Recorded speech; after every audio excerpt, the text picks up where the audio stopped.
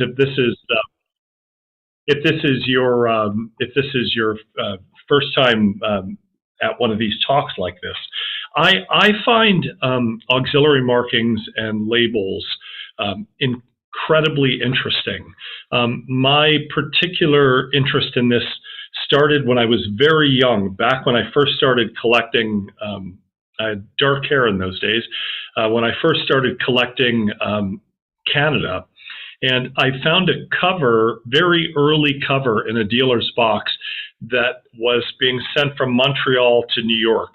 And it had both US and Canadian stamps on it and a bunch of funny notations on it. And I said to a man who had kind of gotten me involved in the APS early in my philatelic career, because I'm originally from New York, I said to him, "What do these mean?" And he said, "I don't really know, but there's a man who lives out on the West Coast whose name is Tony W., who many of us know, who sadly passed away this past year, Tony Warwickevich." And he said, "I've got his postal address, believe it or not. Why don't you write him a letter, send him a copy of the thing, and ask him about it?" And I think my letter was maybe half a page long, and I honestly didn't expect to ever hear from him. And wonder of wonders, I got a manila envelope back that had not only 4 pages of typed information on my cover, but also all kinds of copies of pages out of catalogs and things to explain it. And that was really the beginning of my interest in auxiliary markings on covers. And I even collect pre-stamped covers in Belgium that go back into the, late 1600s and early 1700s that have all kinds of wonderful markings on them. So I find it fascinating. So why do auxiliary markings and postal markings matter? I mean, the obvious is that they help us to trace the route a particular piece had followed, and it also tells us what the issues were and what steps were taken to overcome the issues with a particular piece of mail. But I also would like to suggest that understanding the origins of labels and markings tells us volumes about the challenges the Postal Service was experiencing at a given time. And we're going to see this with these late 19th century early markings. Sorry, I just advanced myself 100 slides there. Oops, here we go. Okay. The other thing is that understanding the changes that took place in the creation and printing of postal labels and markings allows us into a window into the greater world of markophily and the various cancels and what was important at the time. So studying them can actually tell us a great deal about the mail that and the covers that we have. The origin of the auxiliary label can really be traced back to these Bavarian, what are known as Retourmarken. These labels, which were available for each kingdom, each principality in Bavaria, including Speyer in the center, which was also part of the Palatine Empire or Palatine district, however we want to say that. These were placed on mail that had to be returned. If a piece was going to be returned and it didn't have a return address on it, which was very common in the early beginning of the 1800s, it would be sent to a particular office. And the people there were very trusted. They would open the envelope to try to find out something about where the piece of mail was from. And they would reseal the envelope with these stamps. They're really beautiful, and I collect these and find them really very interesting to study. They're very hard to find on mail. Not the easiest thing, again, for the simple reason that when a piece of mail is returned, unless you're going to resend it, there really isn't any reason to keep it in. So a lot of these got disposed of. Here's a sheet, which I'm delighted to have, of the early return labels that sealed the envelopes from Augsburg. Later on, these Bavarian labels were replaced by something slightly less attractive, as is always the case. You know, what do we need to spend all this money on when we can have something that simply tells us what the label is about? And these are a collection of kind of middle of the 1800s labels for each area in Germany that were just up on auction, which I believe I won, but I haven't been notified about. So these are kind of the origin of them. So in 1871, the UPU directive mentioned that all return letters had to be opened to discern the name of the sender. The open letters were to be stamped unbestelbar or undeliverable and sealed with blue or black labels. And these are examples of the labels that existed at that point. The process at the time gave no reason for return. There were no labels as of yet. In July 1868, changes had taken place in French postal regulations. One result was the production of a round label printed in black. The postman in these cases, and we're going to see this later on, was to write the reason for the return in the center of the label. The return process always begins with the postman out on the route. When the sender's name appeared on the outside of the letter, a letter that couldn't be delivered, they were to be returned to the office of origin to be restored to the sender. But if it was not possible, as in Germany, they opened the letter to try to find out who has sent it. Previous to transmission, they were to be stamped in red ink with return to writer, return to sender label that all of us have become very familiar. And again, at this point, there's no mention of what the reason for the return. And at this point, there's no mention of labels in France. At the Second General Postal Union Congress in Paris in 1878, 38 countries and colonies gathered to ratify the Conventions of Paris, which would change the name of the organization from the GPU to the UPU.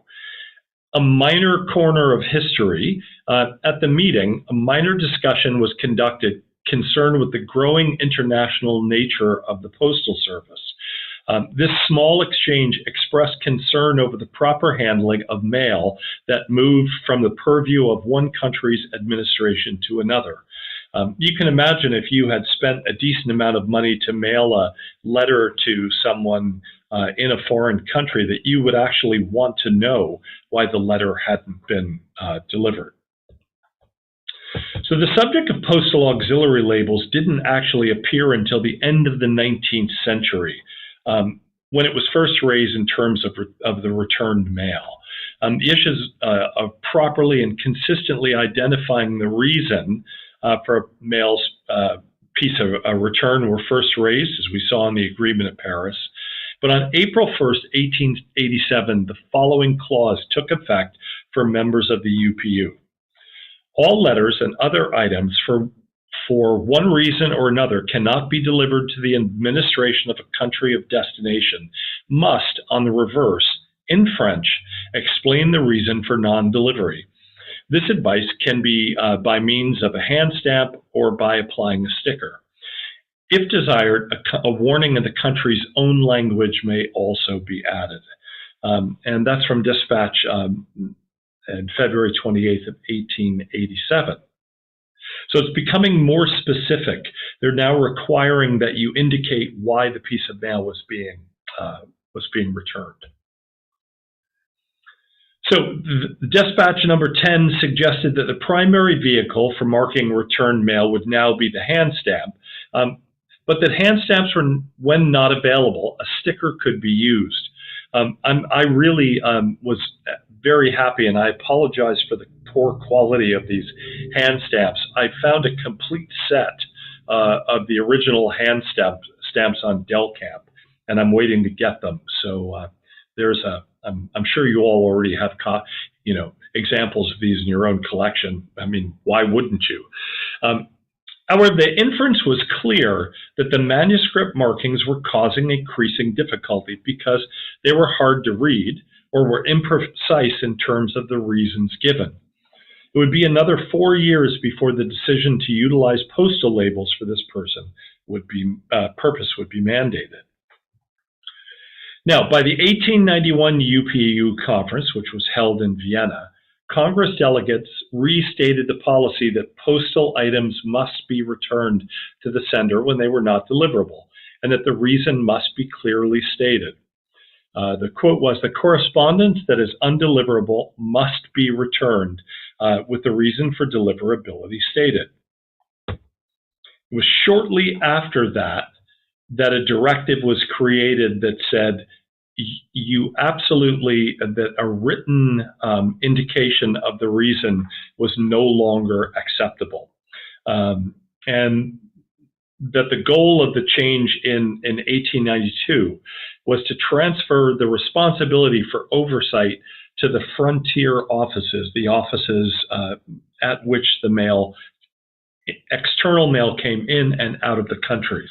They were now responsible for checking to make sure all the proper protocols were being followed. And this included to see whether the proper address had been tried, whether the mail in question could or should have been forwarded. The labels that were used were designed to confirm that proper protocols had been followed. So the origin of the auxiliary markings, France is a strange example because France, Austria, and Switzerland adopted these labels almost immediately. Switzerland used them into the 1970s. Austria used them into the early mid-1930s, and France abandoned them almost immediately. They do exist, but if you come across a white and black French auxiliary label, it's actually much more special than you realize. So by 1881-82, labels were beginning to be produced in France. Notice this is before the 1892 UPU directive that they had to be used, or hand stamps had to be used.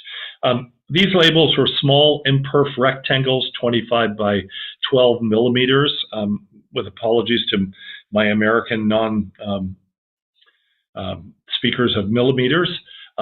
Printing was in litho on sheets of 80, comprising 10 variants in all. So there were 10 individual labels printed in 2 rows on this one sheet. All the labels were included on this. Now, I know we're preaching to the choir here. I'm not going to insult anybody by attempting to read these with an authentic French accent, so I'm going to just give the English translation. I always say to people, I'm 6'8", so I played basketball in high school. I didn't have to go to French class. So I didn't learn a great deal about the French language when I was in school. So the labels were unknown, refused. The party had moved on and was no longer at the address. They had died. They were unknown at the address. The address was incomplete. They were not claimed, or they were being returned with most likely to the dead letter office because there was no return available, no return address available. So each sheet had 8 examples of each sort, except refused, which was the most used, which had 16. Well, that's very, very unclear. Sorry about that. So this is an example of what is of a very rare sheet and very rare labels from 1885. This I found in the French Postal Museum. but these are very, very, if you find a full sheet of these, let me know and I'll take a second mortgage out of my house and buy them from you. They're very, very rare. In 1885, these labels were replaced by a boxed version, which was still imperf and printed in litho and blue with the text in the uppercase. All of these labels and subsequent French labels, French types, appear to have been printed at the Imprimerie Nationale in Paris. However, no references have ever been able to confirm this. Very early reports on French labels tell us this is where these were printed, but we've never actually been able to find the information. So use of these blue labels is not known before 1900 and not at the same time as the later black labels. They're therefore extremely rare. Okay, the UPU gets in the act. If this is unsubstantiated information, and if it's in fact correct, the inspiration for the use of these labels can originally be found in Germany, because the Germans and Heinrich von Stephan suggested to the UPU that it include much of the same French wording found in the later French labels. However, it would appear that initial idea and wording originated in France and was later presented by Heinrich von Stephan to the UPU. So it's not clear which came first. The German labels would have substantially reduced the size of the text to accommodate the need for both German and French terms. Subsequent French labels, although similar, followed the pattern agreed upon by the UPU. How it worked. Upon discerning there was an issue with a select piece of mail, the postman would notate the reason on the back. Upon return to the post office, a decision was made as to how many attempts would be made to re-deliver the piece, assuming that it wasn't just known that the person had died or the person had moved on. Once it became clear that the piece could not be delivered, a label or hand stamp was placed on the reverse, confirming the reason for non-delivery. So here's an example of this entire process. If you take a look, on the right side, you can see that the party had moved on, handwritten on the sheets. You can also see the postman's numbers, and we can tell that this was the attempt was made to mail this 4 or 5 times, and that it went through 2 different depots as well. Once it was known that the mail couldn't be delivered, they made what was called a call to all of the postmen in the particular post office, which is the inconnu marking on the reverse. That's unknown at the call is as good a translation as any. They would call out the name to see if any of the postmen had any idea who this person was. That was the final step. When that was actually proven that even the postman couldn't confirm or didn't know who the person was or where they had gone, then they would stamp the front with the unknown marking, and it would be returned to the sender. So these are post-1892 French UPU labels. We'll talk about the individual ones in a little bit, but it shows you how they've changed. And of course, French being the official language of the UPU, there's never been a need for a second language on these. Okay, so let's take a look at some of the markings and some of the labels that were used in the original set. This is an 1866 return hand stamp. You may be aware of these. I only have 2 in my collection. Obviously, they're pre-post office number or department number on them. But to show that these were in use as early as the 1860s. 1867, we still have the star on it. These are my 2 examples of this. By 1868, the number of the post office has begun to appear on the labels. What's interesting to me is that this was supposed to be stamped in red, so it was very clear where it was coming from. And there's a point, as you'll see, that this suddenly turns to black ink and there's no explanation for it. But these are, as we shall see, 1875, same exact process, same exact stamp. 1888, suddenly we've got one in black, which actually was against the postal regulations at the time. Maybe they ran out of red ink. And the same thing. Now, this hand stamp by 1894 has changed. The individual lettering is lighter and slightly more delicate.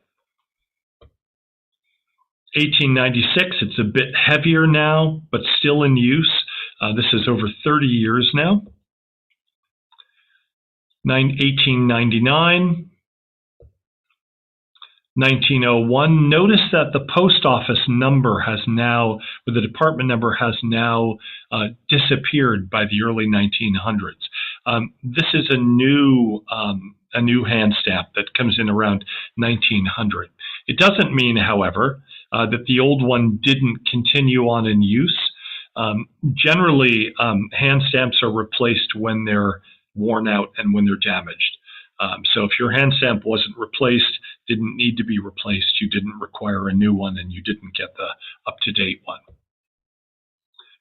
Man, we could spend the entire meeting talking about this one cover. It's fascinating, but it's beyond the point of our discussion. But you will notice they followed the procedure here on the bottom, and originally it's marked unknown at the original address, and then unknown at the secondary address. And it's gone to all of these wonderful places along the way, including Morocco, before it is marked undeliverable and returned. Okay, by 1917, the number is gone. There's a deceased label that we'll look at in a little bit. This one's quite special because in Belgian mail, and I'm sure it's the same in French, the big three are express, AR, and registered AR. So this is quite a special cover. AR markings are quite unusual. By 1921, this is actually quite a late use for this particular hand stamp. Again, handwritten, deceased on the front. 1922, now we get our third incarnation of this return marking, which becomes the standard as we go into the 1920s and 30s. And there we go, 1932. Latest 1939, that hand stamp is still in place. So let's move on now to moved with no forwarding address. So here's a good example of what would have happened prior to the example of the hand stamps. It's a manuscript marking by the postman to make sure that the date that it was attempted to be delivered is on the marking. This is quite early, 1825. Here's a very unusual and very I don't want to say very rare. To find these labels this early on a piece of French mail, remember these are 22 years before the UPU has required this. And so it's actually very interesting. This is about as early as you're going to find these early labels. By 1892, they had already decided, let's get rid of the labels. It's a pain to print them. You don't need all of them on one sheet. So the labels are gone, and by 1892, the hand stamp is in place. And as we had said, you will see that this hand stamp will also continue for a long period of time. So what you're looking for when you're looking for these are hand stamps that don't follow the government-produced pattern. Occasionally, you'll run into one that had to quickly been made to reproduce one that was damaged in a local post office. Those are the rare ones. Again, By 1895, we're still using the same hand stamp. This is a very, very late use of a second generation hand stamp, second generation label. It's almost unheard of to find these in the 20th century. This particular label, I guarantee you, was probably laying around in a sheet in some post office drawer, and they thought, well, we should use these up. I've not seen another one of this particular generation used this late. Our hand stamp is still there, unchanged. Still unchanged at 1906. Okay. This is a third generation label, so again, very unusual to find it used as late as 1913, and even rarer to find it used as a label and also as a hand stamp on the same piece. Again, I'm quite sure that this was in somebody's drawer and they thought, well, let's put it on. And clearly, it was put on to cover up whatever was underneath it. 1926, the hand stamp continues to be used, and in fact is used unchanged into the 1950s. Inconnu is the unknown marking, which is probably one of the more used of the hand stamps and labels. This is the earliest recorded use of this hand stamp that I know, 1827. This particular hand stamp, you'll see there are two of them on here, one in red, one in black. Both of them indicate that this piece of mail was undeliverable because the recipient was unknown. It went to two different post offices, and they conveniently hand stamped it in two different, in the black and the red. This is the one we were talking about, unknown at the call to the postman during the morning mail collection. This one, this is the only one of these I've ever seen, this particular unknown at the call, 1887. By now, we have the standard square or rectangular hand stamp with the block letters that will continue on for a long period of time, 1892. There we are, 96.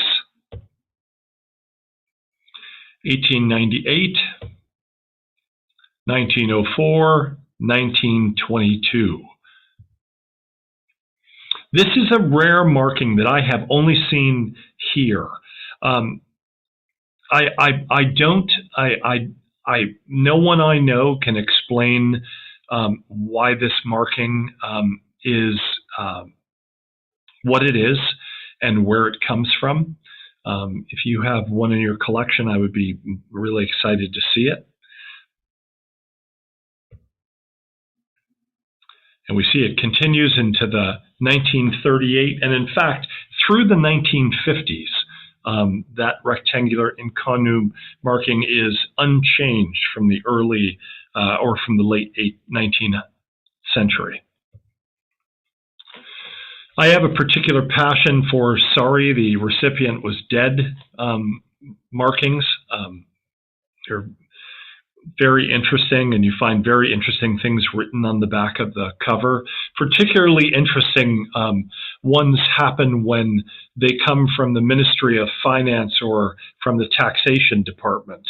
You will very often find interesting things written on the back of the cover, which I suspect are probably attempts to avoid having to pay some bill or some taxes that come in. Here's an 1845 cover with a handwritten décédé at the bottom, which is, of course, violating the prescription to put it on the back. Still handwritten in the 1880s. And in 1884.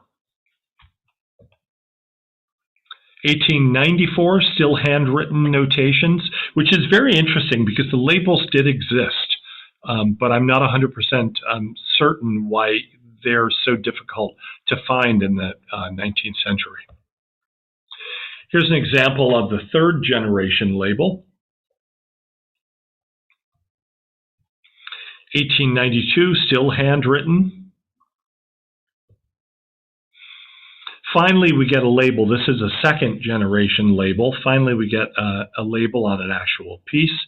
1894. Notice that it's from the Ministry of Finance. Not particularly unusual for that, as we said. 1895, again, handwritten, later than the example we just saw. Manuscript marking 1899. Still in 1901, manuscript. And then around the turn of the century, we start to see, again, the rectangular hand stamp come in. And that hand stamp will hold sway for quite a while. 1902, manuscript in 1912.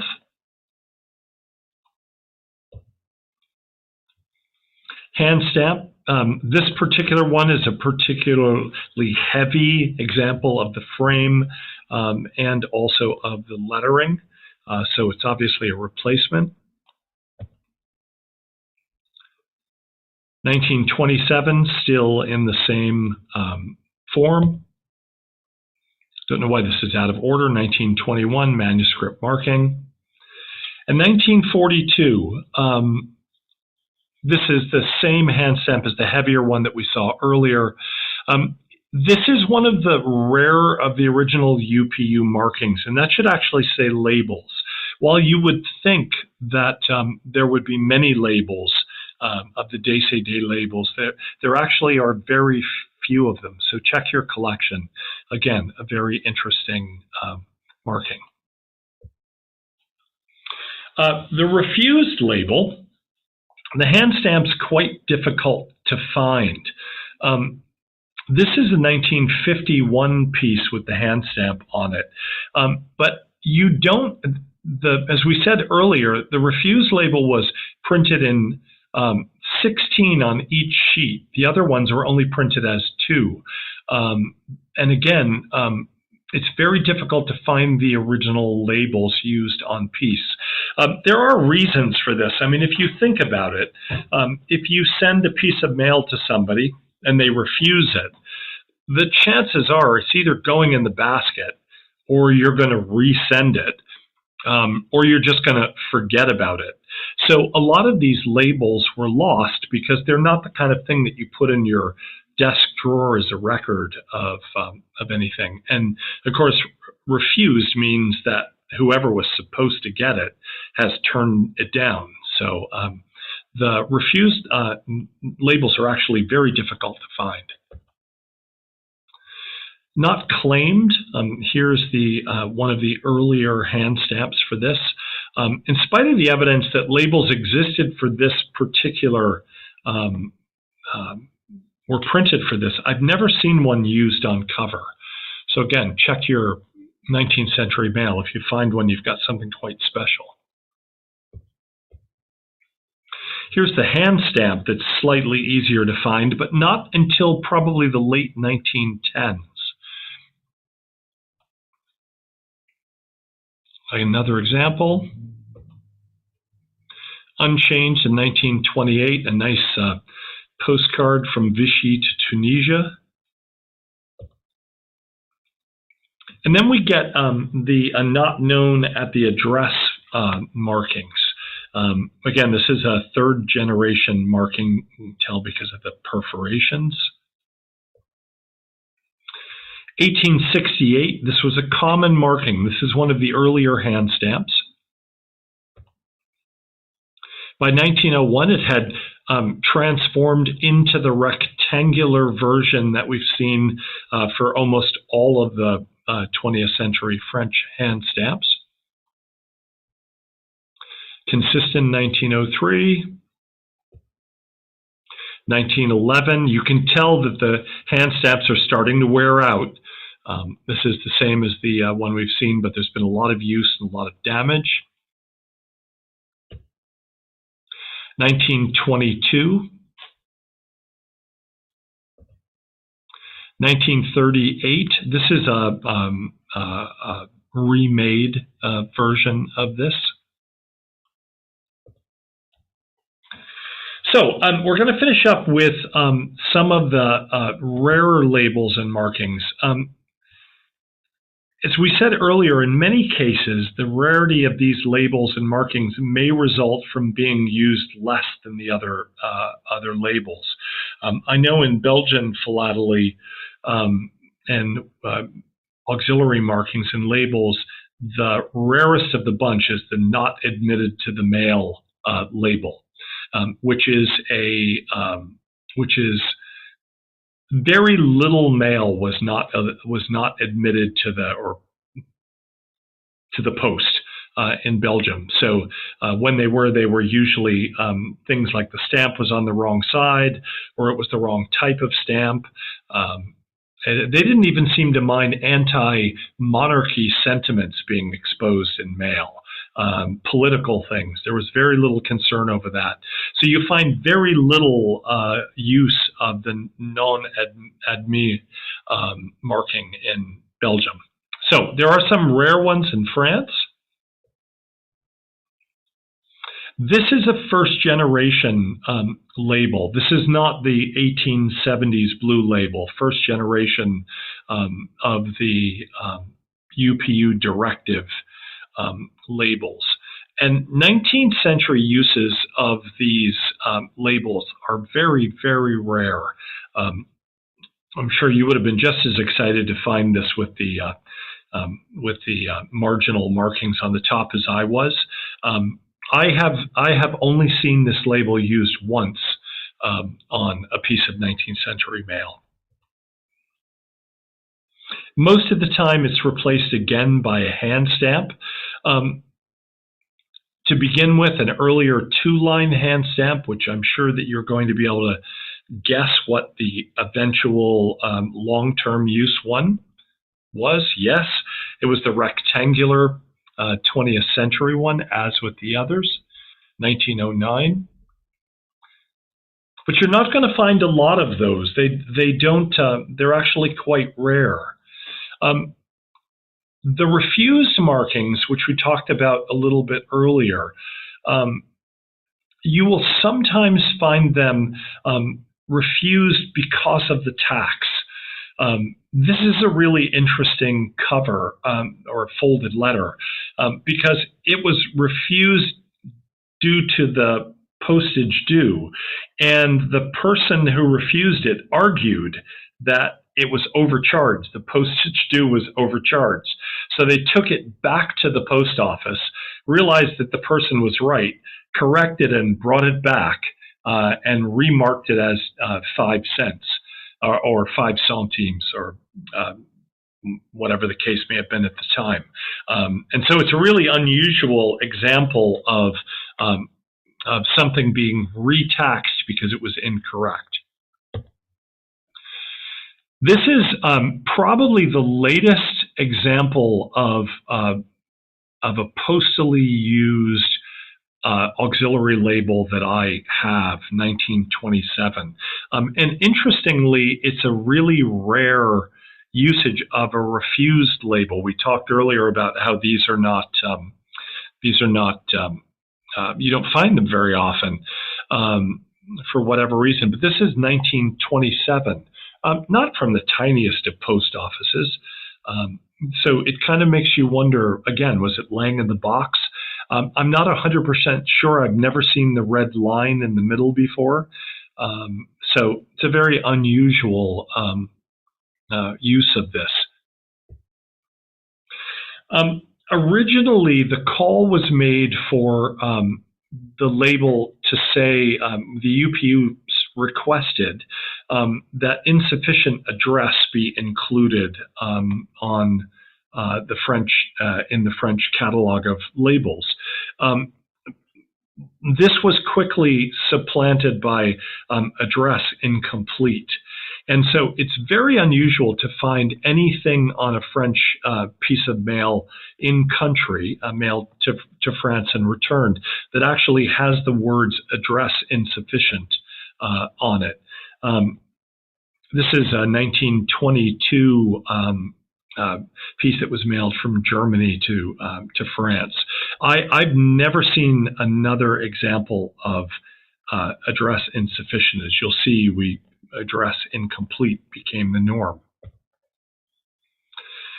This is the earliest, 1849, the earliest hand stamp I've ever seen for address incomplete. Cool cover. And you can see that they kept this auxiliary hand stamp, the wording, until the late, probably mid-1960s. This is the latest one I've ever seen. But again, this is what's nice about this particular cover, is it shows they were following the same process in the 1960s that they were in the 1890s. You can see that they attempted to take it a number of times. There are 2 more postman's markings on the back. The person was unknown. The original address was incomplete.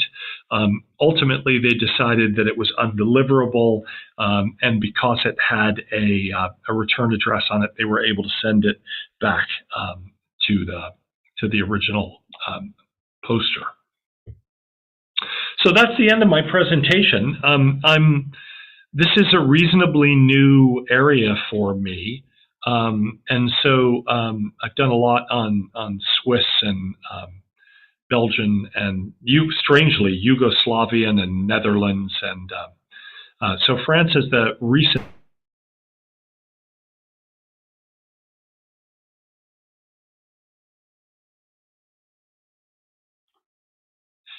So this is sorry about that. So this is a reasonably late project for me. I don't know whether you heard the earlier part of that, that I've done obviously a ton on Belgium and the Netherlands and Switzerland and strangely Yugoslavia, a bit on Germany, but France has only been something that's occupied me for the last year.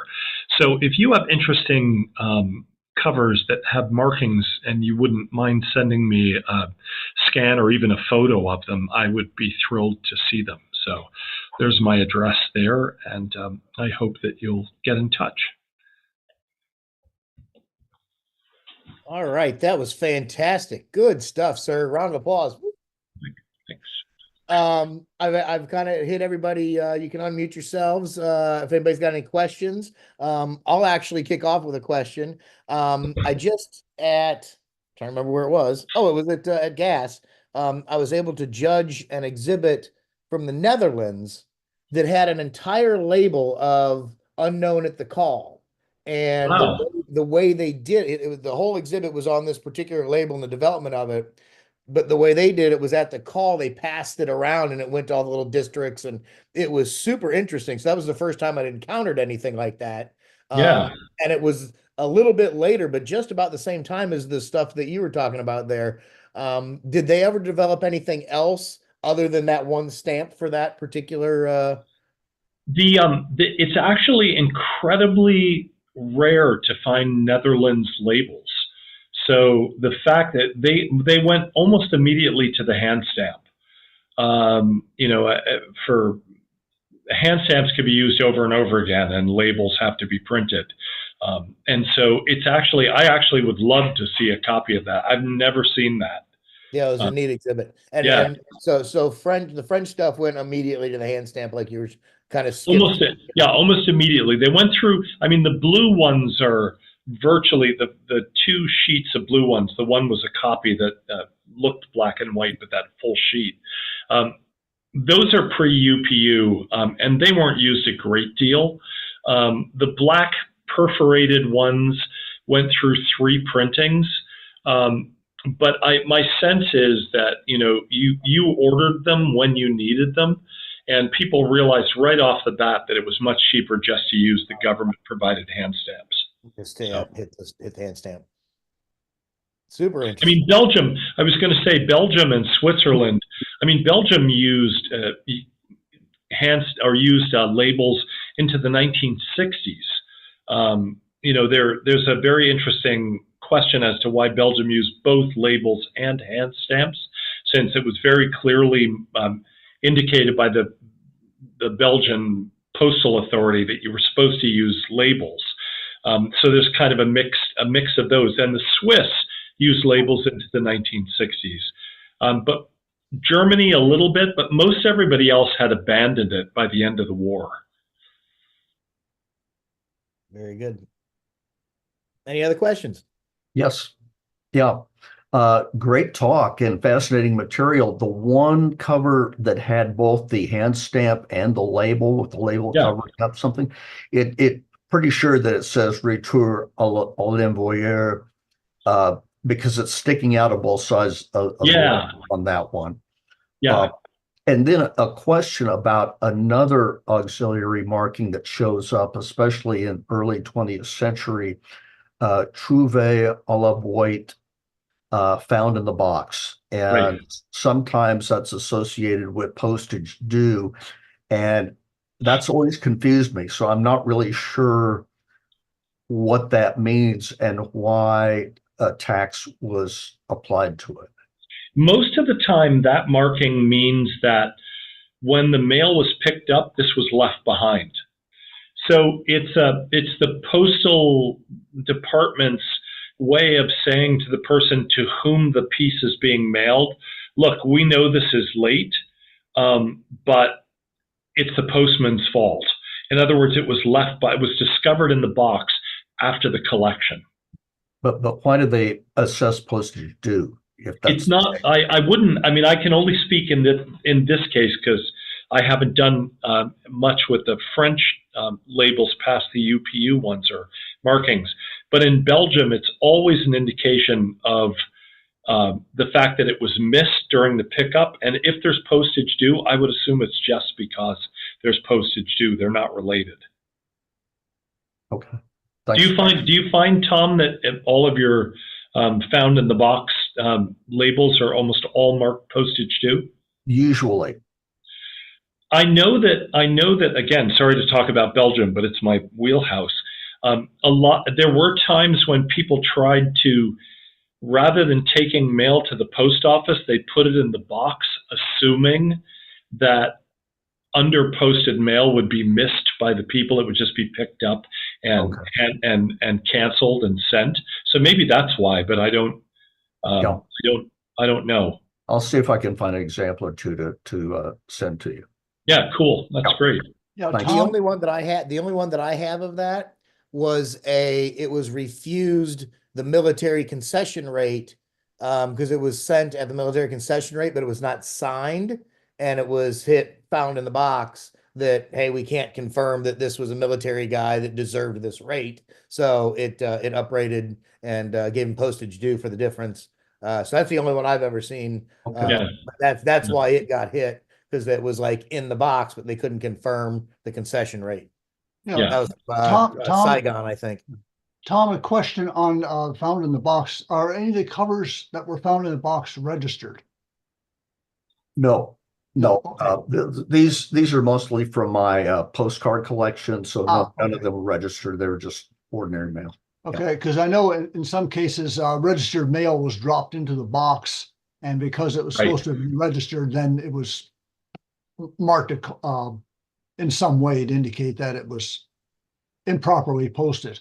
Yeah, right. That Exactly. happens sometimes with pneumatic mail. Yeah. That was dropped in the wrong box, or maybe a regular piece was dropped into the pneumatic box. Yeah. Exactly.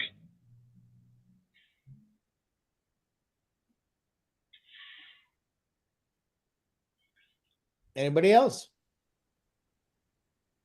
Go right ahead. Yes, I have a question. On the first slide you showed with label from Germany or parts of Germany, is it possible for you to show it again? Sure. I was surprised by something. It's written inside in a German sentence, retour, which is French. And I was surprised by that. Sure. Hang on. Yeah, I've got it now. Here we go.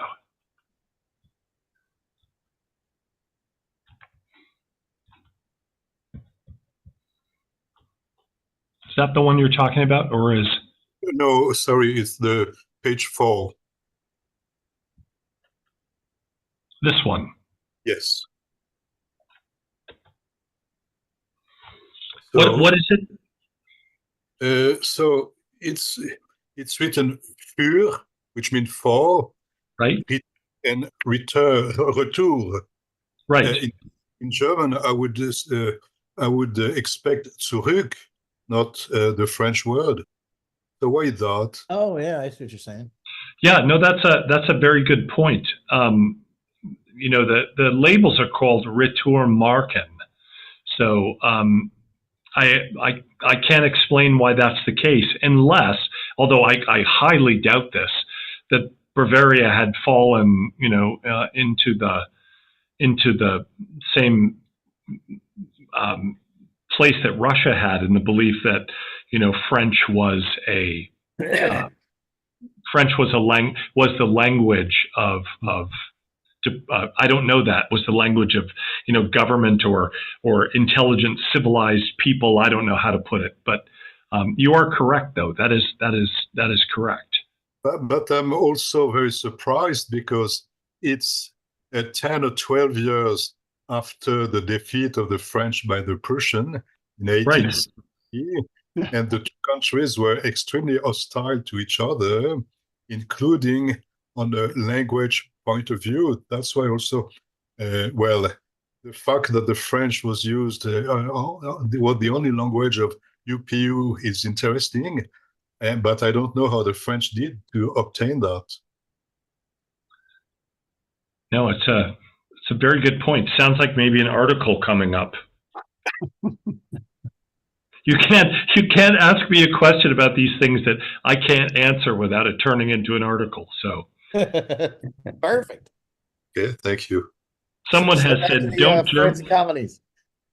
Yeah, exactly. Someone has said, "Don't Germans love using French words?" After all, I've lost it.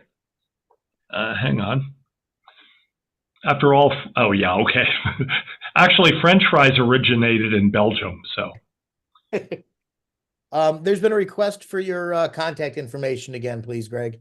Sure, I'll put it in the chat for you, okay, so everybody can get it. And I mean, I was somewhat reluctant to come and do this because you all know a great deal more about French philately than I do. So thank you for your patience. But I always love to hear from people with ideas and interesting things. So please feel free to get in touch that way. Okay, did you all get that? Should be in the chat, yeah? Mm-hmm. Okay, Yep, good. got it. Good stuff. Yeah, we can use all the articles we can get, so we'll be looking for those. Here's my plug. And that goes for everybody on here. Send in articles. You bet. Any other questions?